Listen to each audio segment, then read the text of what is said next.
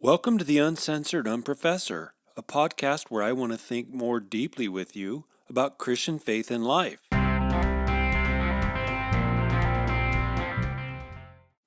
Hey, all you believers, non-believers, unaffiliated believers, you sort of believers, and you think I'm a believers, welcome.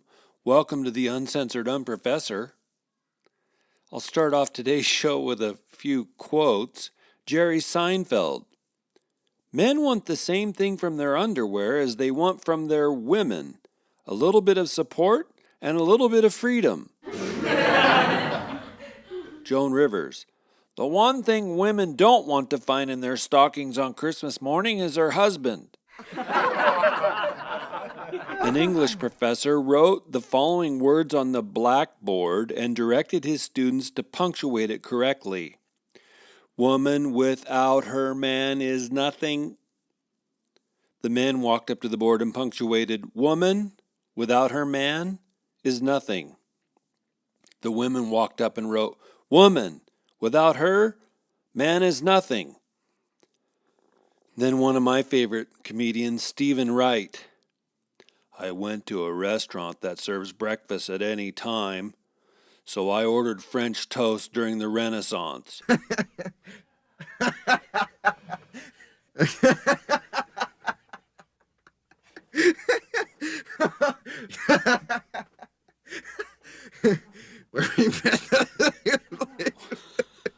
That one doesn't really work. It doesn't really fit, but I love Wright's non sequitur humor.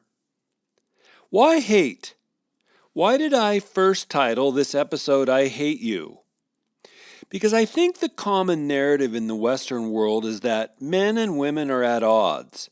Goodness, if you Google for jokes on male and female, like I did for this show, or jokes on man and woman, or husband and wife, you will pull up a steady stream of bellicose, aggressive, angry and pugnacious, fighting, pokes in the eye.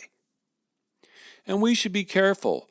The aggressive nature of this relationship is not merely the result of the feminist critique of society, as though this were only the accurate lament about how poorly women are treated. No, there is something more. Now, maybe it's just the era we live in. Maybe the standard media have so characterized the situation with their influence, right? War sells, a big fight sells papers, an argument garners attention? I'm not exactly sure. It's almost like we, male and female, are pitted against one another.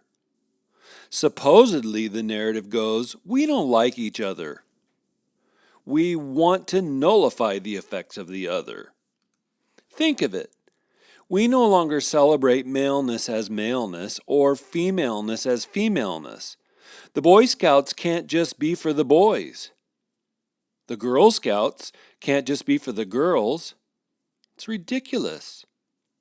Supposedly, the social narrative runs that it's hateful that there is a club or organization or smoking room that is just for men. Whoever hears about an all-boys school or an all-men's school anymore? We are told it's not right that there could be a school for women only, or a club where only women are welcome, or activities that are selectively chosen for women. You guys, there's a big push to erase not only the beautiful distinctives of each sex, but to obliterate the biologically grounded realities of male and female.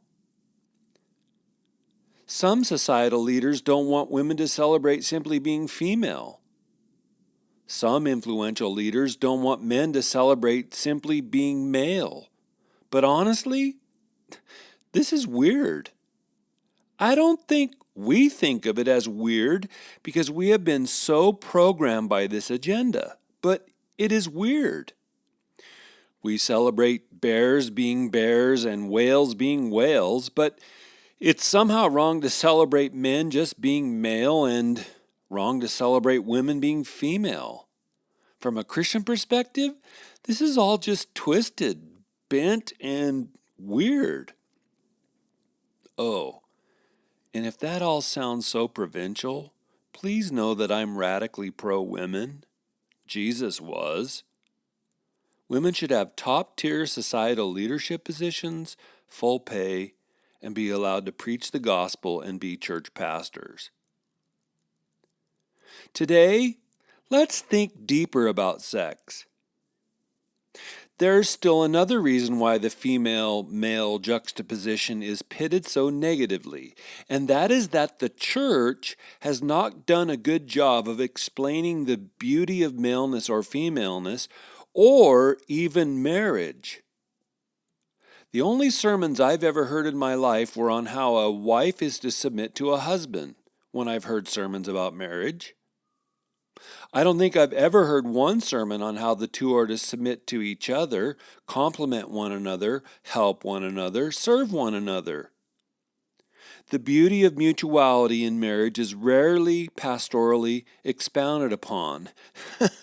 And me. This is just one reason I've started the UU podcast, to talk about things the church seems reluctant or remiss to discuss. Sorry to be self-referential. Plug. Me, right? Or try this one. I am not a sacramentalist. True, I deeply respect the sacramental Christian tradition. I understand it and I admire it, but I tend to process reality through the Spirit of God more than through sacramental means, institutional means. But be that as it may, the one clear sacrament in my life has been my marriage to Tanya. Now, you may be sitting there wondering, hey, wait, what is a sacrament? Well, briefly, a sacrament is a means of grace, a gift of grace. It's the way God gives us grace. And my marriage has been grace upon grace. My marriage to Tanya has been the clearest means of grace in my life, probably outside of Scripture. Why is that? Among many reasons, it's because we complement one another. I'm an extrovert, she's an introvert. As a rule, I tend toward the silly. She tends toward the level-headed. She likes that I take the lead in social gatherings. We're both very keen on being efficient. That commonality has really served our marriage well. But I'm prone to impatience. She's more prone to calmly stepping back.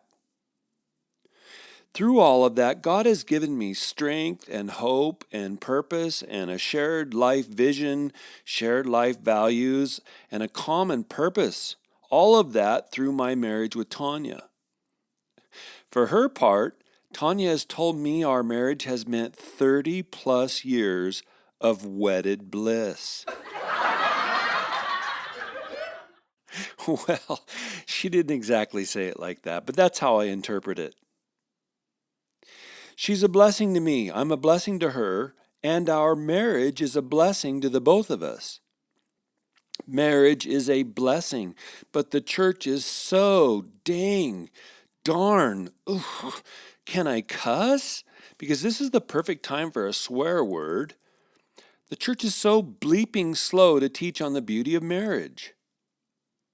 Still more, and thank you if you're still tracking with me. Maleness and femaleness are each gifts to the human race, even apart from marriage. Maleness is not an accident. Femaleness is no accident. Maleness and females are two enormous, immeasurable gifts from God, but we don't, society sure doesn't, look at them that way. Holy Father! Maleness has its strengths and tendencies that benefit the entire species. Navigational orientation, the adventure of the hunt, the ability to focus on objects, the love of construction, electricity. We could go on and on. Holy Mother! Femaleness has its strengths and tendencies that wonderfully benefit the entire human race. An ability to stay with us in the now, the ability to relate to multiple people at once, a God-given gift of nurture and care and tenderness, industry and creativity. For goodness sake, we could go on and on. And in neither case did I just there focus exclusively on our reproductive possibilities and gifts. But I don't think we stop and realize together how it is that maleness is a gift, not a toxic poison, for reality. We are slow to pause and wonder how it is that femaleness is a blessing, not some weak disability, to the planet. Sorry, end sermon there. Folks, if you will bow your heads and close your eyes, not if you're driving, you dork, I'll proceed with an altar call. Biological sex is real. It's a gift by God through genetics, and it's a blessing to us all. Biological sex utterly and profoundly shapes nearly all of human existence. Oh my goshness! In my previous episode on the transgender movement, I clarified that the totalizing activists now want us to believe that gender is the felt reality, the real reality, while sex is the construction of medical doctors and parents. Wait, what'd you say, Ed? Transgender militant activists now want us to believe that gender is the felt reality, the real reality, while sex is the construction of medical doctors and parents. That is quite the reversal, quite the spin. Because here at the Uncensored Unprofessor, we believe the truth sets us free. Let's ask together, how are men and women different? Because we like to ask good questions here at the UU. Let's ask and answer the question, how are men and women different? That's what I intend to do. First, the older I get, the more commonplace do I hear folks saying that men and women are really the same.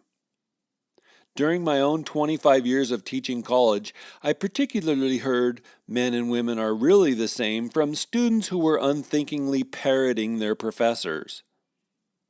When I first came across that, my wife Tanya and I chuckled aloud together. She has a degree in sociology, so she was familiar with that thread, that conversation. We had 3 kids of our own, a boy and then 2 girls, each 2 years apart. Even though our parenting style, values, and methods were consistent for all 3 children, the 2 girls could not have grown, developed, or become more their own persons much more differently from our boy. Our experience probably corresponds with your own, especially if you're a parent, nanny, babysitter, school teacher, or child care worker somewhere. Boys and girls are different. Ryan Anderson, and after this reference he will be Mr. Anderson. That's how Agent Smith pronounced Neo's last name in the Matrix movies.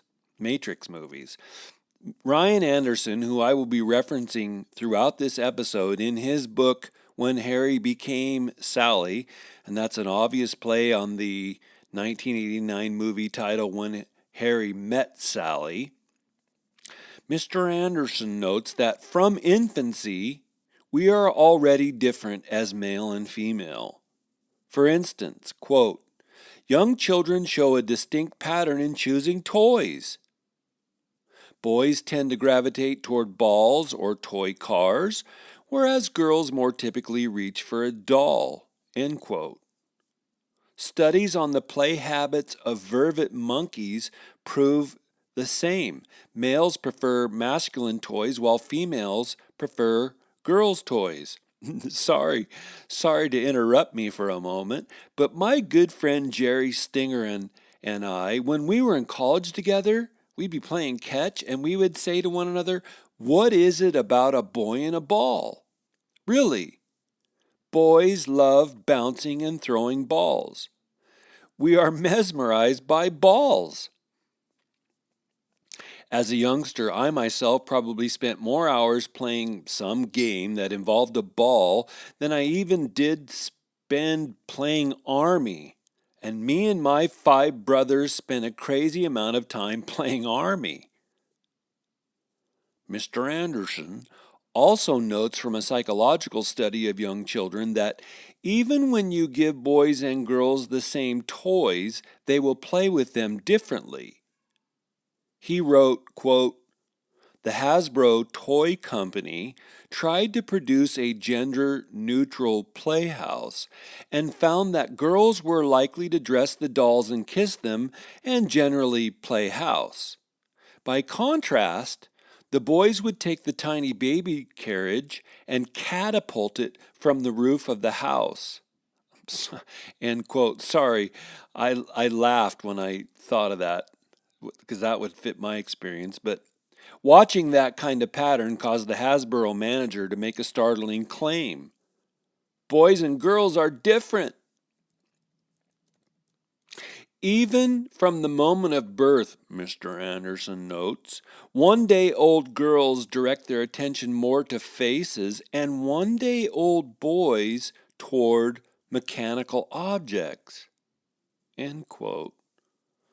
Now, I think that's noteworthy given that we are told by some people that male and female are only social constructions. Actually, that's not the case, because from the moment of birth, we're directing our attention differently. Well, obviously, as all of humanity has recognized until very recently, male and female sexes are indeed different. Well, isn't that interesting? That's precisely what Genesis 1:27 says about us. So God created mankind in his own image. In the image of God he created him. Male and female he created them. God made us fundamentally male and female. If Genesis were written by a pomo, it would have read, "Unique and diverse, he made each individual." But that's not the fundamental pattern of creation. No, in his genius, God made female and male from the same stuff, but different. We are complementary. We go together. We fit together. As I said once in a chapel sermon, after all, he has an outie and she has an innie, and I'm not talking about belly buttons. If you speak like that publicly, you'll get yourself disinvited to future chapel speaking engagements. I don't think I spoke for 3 years after that remark. But male and female are not the same. They are both human, but each is their own sex. And again, you guys, only within the last 50 years or so did anybody really begin to question that. And the reason no one questioned is because the cultures all understood that sex is fundamental to our very nature. Today we know more carefully that we are biologically sexed from the get-go. I'm going to say something here about our biological development. Let's take it chronologically. The scientific community knows that life begins at conception. The sperm fertilizes the egg, and a new genetic entity, a zygote, begins to exist. That entity is genetically distinct from the mother, right?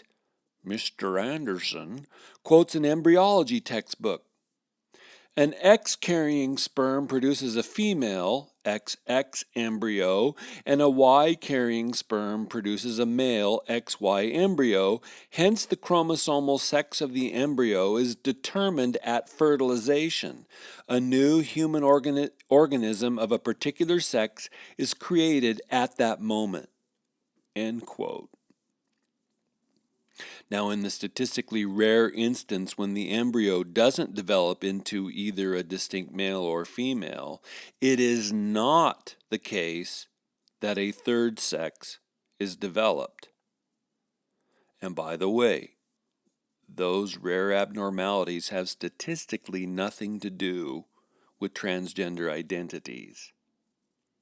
But the point here at conception is that it's genetics that determines sex.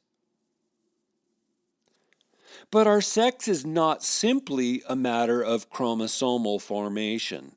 As complex and fascinating as that mystery really is, our sex is also a matter of our pastiche. Say pastiche, class, teacher. A pastiche is a combination or a gestalt, the arrangement of parts. Our sex is a matter of our organization. Mr. Anderson put it this way: the various parts of an entity are organized to cooperatively interact for the welfare of the entity as a whole.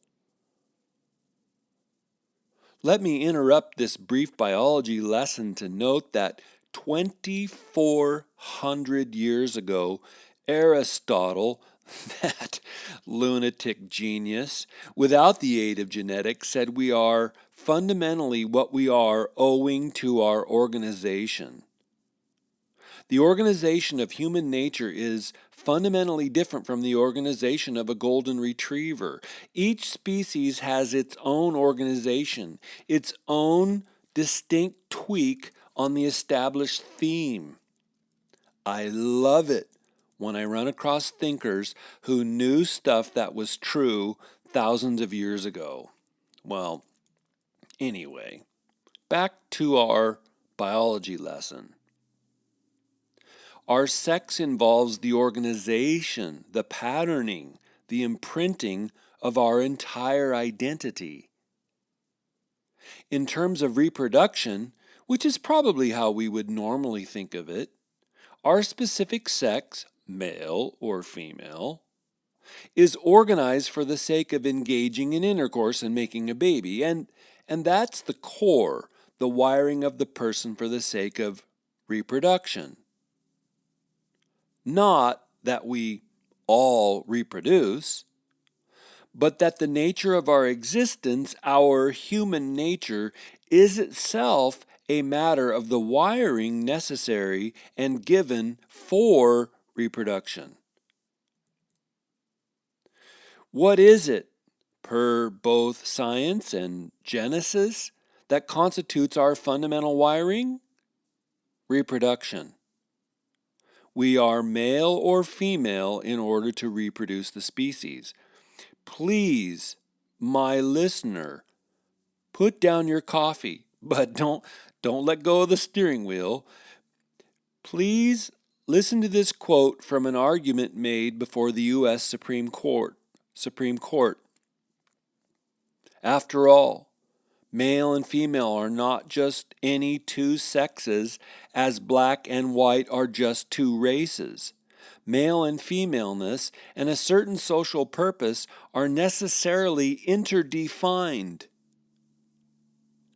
One cannot fully explain either maleness or femaleness without reference to the other and to a certain social good.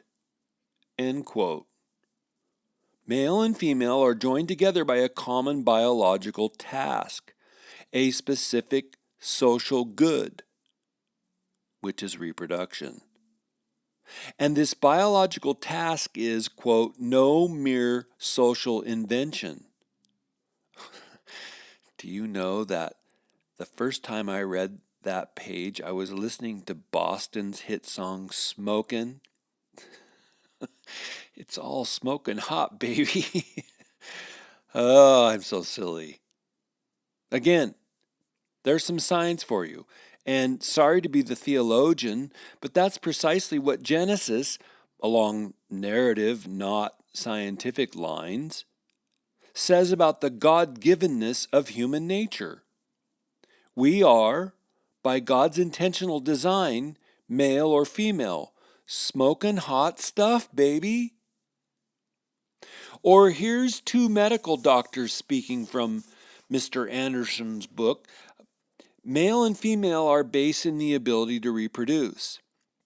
This conceptual basis for sex roles is binary and stable and allows us to distinguish males from females, even when these individuals exhibit behaviors that are not typically of males or females. End quote. if you listen to my podcast on the mystery being unpacked in Genesis 1 and 2 about humanity, in that podcast, I explained along Trinitarian lines that we are fundamentally givers and receivers. Male is giving, female is receiving. And all of that mirrors the eternal nature of the Trinity. You're going to find it fascinating, as I do, that the medical doctors explain that, quote, males are organized to engage in sexual acts that donate genetic material, while females are organized to engage in sexual acts that receive genetic material and then gestate the resulting offspring. End quote. For me, you guys, it's almost like the triune God, the eternal God who gives and receives, who shares an ineffable love between the persons in the Godhead. It's almost like he has written himself into our very ontology. Like him, it's written into our very selves to give and to receive. Male gives, female receives. And as it is with the Trinity, a mysterious relationship is established that's hard to put into words. Sorry, but I find this so mesmerizing. Truth corresponding with truth. And here we see that theology, scripture theology, is corresponding with biology. It's so fascinating to me. I'm wrapped in wonder. I am just stark wrapped in wonder. But let's keep moving.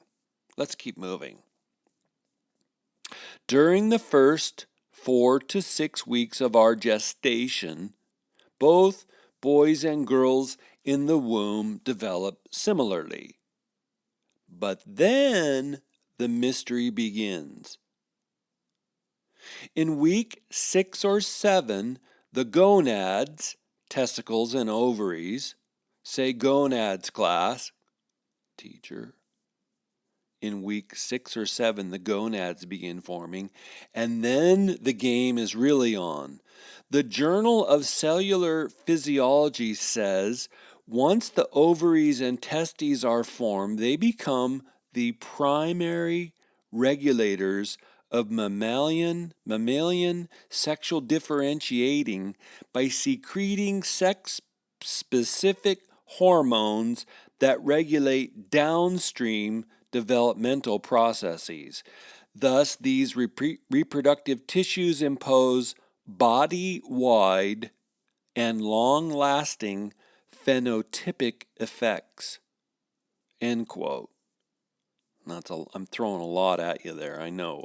I can see what I'm looking at, you can't. But what this means is that in males, testosterone is produced, which then masculinizes the body and contributes to the development of a male. Without the Y chromosome, the human body will normally form ovaries and develop as a female. During the secondary stages here, as we get into weeks 6 and 7 and afterwards, during the secondary stages of our gestation, the human sex organs form first, then external genitalia, the vagina or the penis, and sex hormones. This means, you guys, that our entire pregnancy is one being shaped by the sex nature of our body. The gonads are shaping the very development of our entire body. Sex is not a tack-on to our being. Rather, our sex forms our being. And I think it's incredible. This is mysterious. We're practically talking about magic here. The power of our sex to shape our very, very being. Wow. Well, hey, let's take a break. I know you can only focus for so long, and it has been way too long, so I need to give some shout outs. Audrey M., Francesca L., Michelle A., thank you for your Facebook shares. My sincere appreciation also goes to Melissa W. for the special help you gave me months ago. And yeah, baby, thank you, Matt R., for signing up to support the show at Patreon. The people who pledge $5 or more a month on Patreon get access to exclusive podcasts. Recently, I just completed a 3-part series on Christians and political involvement.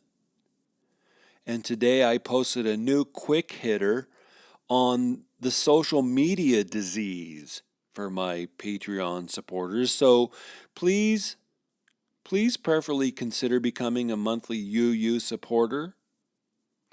Another thing, please send your ideas for future shows and questions to uncensoredunprofessor@gmail.com. And if you ever want to see the entire library of my shows, go to www.uncensoredunprofessor.com. We are steadily building a nice series of shows. And then finally, if you are or someone you know is interested in advertising on the UU, contact me at uncensoredunprofessor@gmail.com. Okay, let's get back to the process of our becoming sexed, which means male and female. That was some stuff earlier about gestation. But then we enter puberty in our childhood years.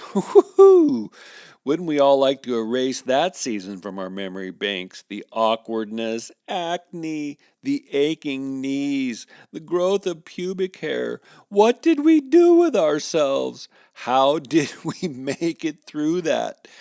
Just wow.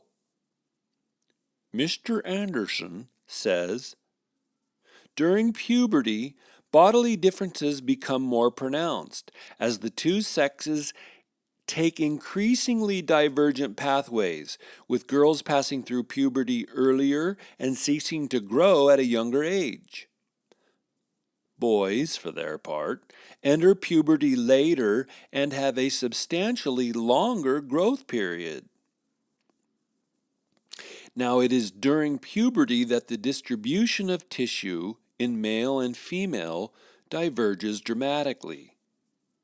Males have greater arm mass, larger and stronger bones, and reduced limb fat, but abdominal fat growth. During the same stage, females experience a peripheral distribution of fat. Fascinatingly, especially for those who think we are only a brain and a body, it is the sex chromosomes that shape our bodies for reproductive capacity, but also those sex chromosomes greatly affect our size, body shape, bone length and density, fat distribution, musculature, and various organs, including the brain. So this season of puberty is profoundly important for our nature, our human nature, and for who we become as persons. But let's say more. Let's think more about male and female brains.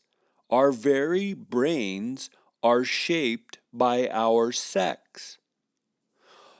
Our bodily organization as male or female actually affects and shapes our brains. Back to the aforementioned Mr. Anderson.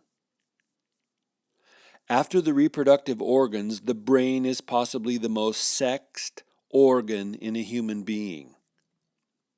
Now, there are not male or female brains per se, but our sex shapes how our brain experiences emotion and pain, how we remember and navigate, and how we see and hear things. Sex influences how we process faces and how we respond to stress hormones. One neurobiologist at University California, Irvine wrote that between male and female, there are differences in the size of various regions and structures in the brain, as well as differences at the cellular level. End quote. This doesn't at all mean one sex is smarter than the other or less capable in doing things like physics or math of the arts. But it does mean that from conception through even our senior years, things are occurring in and through us that go directly to our nature as sexed, male and female beings. Quote, men tend to be more conceptual and action-focused. Women tend to display more verbal ability in general and recover verbal skills better after suffering a stroke. End quote. Now, intuitively, we know these things. We have to go to college to unlearn them. How ironic is that? But come on. Medical doctors know these things.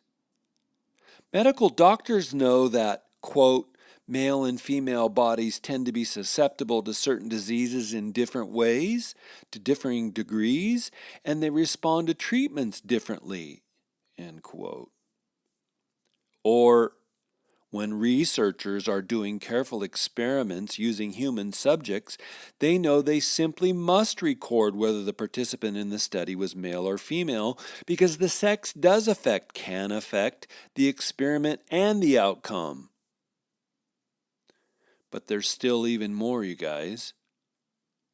Our sex even affects our mental health. One article in the journal Neuroscience and Biobehavioral Review says this about mental disorders. Quote, examples of male-biased conditions include autism, attention deficit hyperactivity disorder, conduct disorder, specific language impairment, Tourette syndrome, and dyslexia, and examples of female-biased conditions include depression, anxiety disorder, and anorexia nervosa. End quote. Please know, none of those disorders are caused by maleness or femaleness, but that they are experienced by greater frequencies between male and female. The difference between the sexes can be measured when it comes to the frequency of Alzheimer's disease, dementia, and coronary artery disease. This is how influential, how pervasive our sex is for our very self. It's mind-blowing. Mr. Anderson said, men and women also tend to respond differently to pain, which has important implications for the use of painkillers and other medicines. End quote. We are, men and women, prone by our sex to respond differently to stressful events and how we remember them, as well as, quote, emotionally arousing incidents and post-traumatic stress disorder.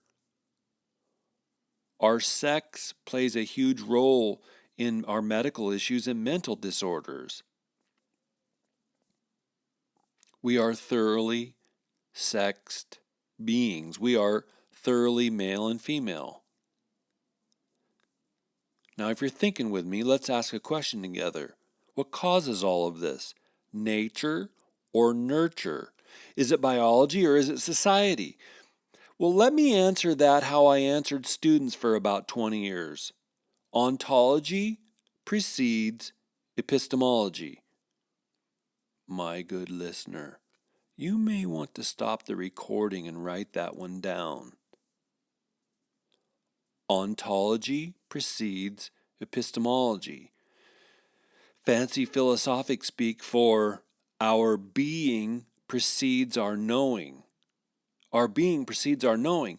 That's true chronologically. Our being comes before our knowing, but it's also true about our nature.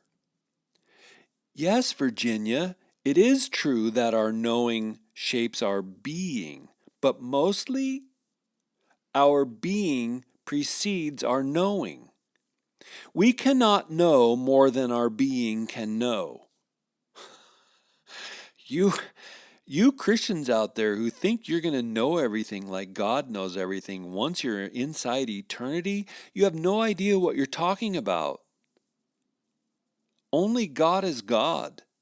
There's no scripture to support your thinking along those lines. Back to the point. We are limited in our knowledge by our being. Culture and society are also limited by human biology, right? That we are limited by our biology, I think it accounts for so much science fiction whereby mad scientists put minds into a machine. I mean, I was watching black and white TV when they were showing brains in jars that were somehow attached to a machine. Because they're trying to show that human biology could somehow escape, but it can't. Still more importantly, listen to this one. Per Mr. Anderson, quote, culture and society themselves begin on a biological foundation. Wait, what? Culture and society themselves begin on a biological foundation. Culture and society were all across the planet shaped by human beings, built by human beings. Human creatures came first, then society and culture. Culture and society are the products of our ontology, our being as human beings. Ed, what's with this philosophy in your lesson here? Why does this matter? Why does the question of which is primary, nature or nurture, matter? Answer: because we have influential people in society who are saying, we are whatever we will ourselves to be. And those influential people want to reshape and refound not only our laws, but our lives. Again, we have influential people in society who are saying, we are whatever we will ourselves to be. Now, of course, it's partly true. If one wants, one can will oneself to be happy, or one can will oneself to be miserable. But mostly, that we can will ourselves to be whatever we want is a silly statement. I've never seen a man who willed himself to have wings. No. We are bound by our nature. And whether you want to call that our biological nature or our God-given nature, that's up to you. Philosophically, I'm fine with either. But please remember that that nature is inextricably sexed. As my 35 or 40 minutes of earlier information today clarifies, we are sexed beings. It is part of human nature to be male or female. That is the givenness of our existence. I was going to end this episode by reflecting further on our nature as sexed beings. Instead, I think I'll share a couple interesting perspectives from others. Listen to this quote. The world has enough women who know how to be smart.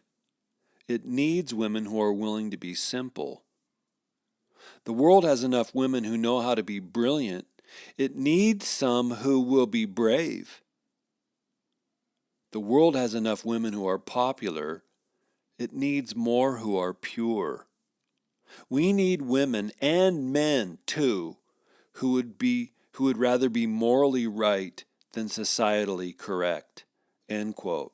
That's from Peter Marshall, an early 20th century author. Or listen to this quote. In modern society, there are fewer and fewer opportunities for men to be men, for masculinity to flourish in all its glory, for daring and risk-taking to live free, or at least relatively free. Fraternities are one of those places, and they deserve to be protected. That's from Milo Yiannopoulos, 21st century gay libertarian. That was a chunk of info, boys and girls. Let me sign off by saying, may our good God bless you today. Please share the you with a friend. Thanks for listening, and turn your brains on, everybody.